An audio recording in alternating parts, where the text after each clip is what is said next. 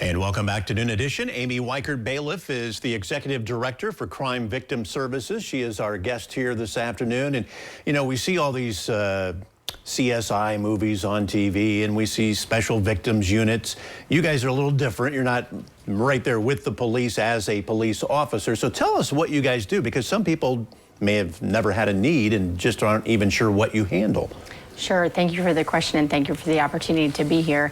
We have operated for over 40 years in our community, and we also serve Putnam County as well. And what we do is aim to advocate and assist victims of crime.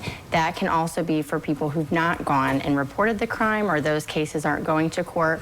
We exist to help through the healing journey for those victims. And so we serve a wide variety of needs. We serve children, we serve elders, and everyone in between. Whatever the level of victimization is or whatever the crime, we aim to assist through that impact and make sure that those victims are served.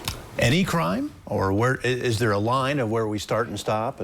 Nope. We serve victims of any type of crime, and we know that the needs of victims are diverse, and so we aim to support them in whatever ways that those needs served. Okay, and as any other place of service, you need the help of the public. So tell us a little bit about what you're looking for right now. Sure. So we have many varieties of funding sources, from federal to state to local grant sources. One of the main sources of funding for us is our Victims of Crime Act, which is federal criminal fines.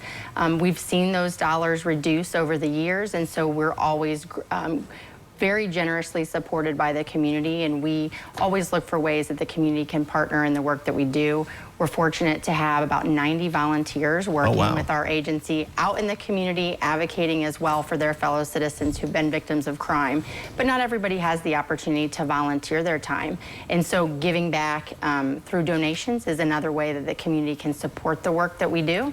And so one of the new initiatives we've started this year is our program sponsorship.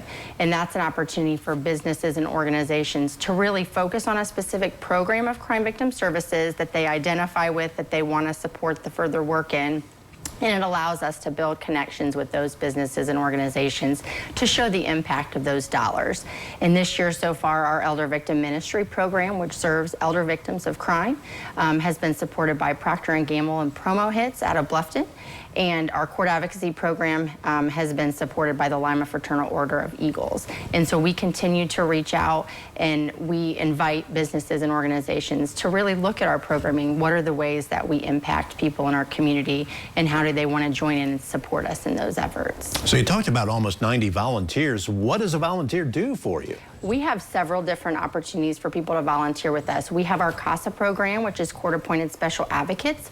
Those volunteers are appointed by the court after extensive training to be advocates for children whose families are going through the child welfare system. And they're there to be the voice in court for that child and to make best interest recommendations on where their long-term placement should be. We also have our Guardian program, which is persons who are at a point in their life where they're unable to make important life decisions for themselves. The Guardian is there to support them, to assist with that decision making, and they're making sure that their needs are attended to. Those are two very impactful ways that community members can support one another. We also have some intake advocates in our agency who assist with people coming in the door that need immediate help. And then we have our wonderful board of directors who assist with the mission and vision of the agency and seeing us towards long-term stability. Amy, thank you for your time today. You know your stuff, let me tell you. And we'll be back as Nathan has another look at your full weather forecast coming up.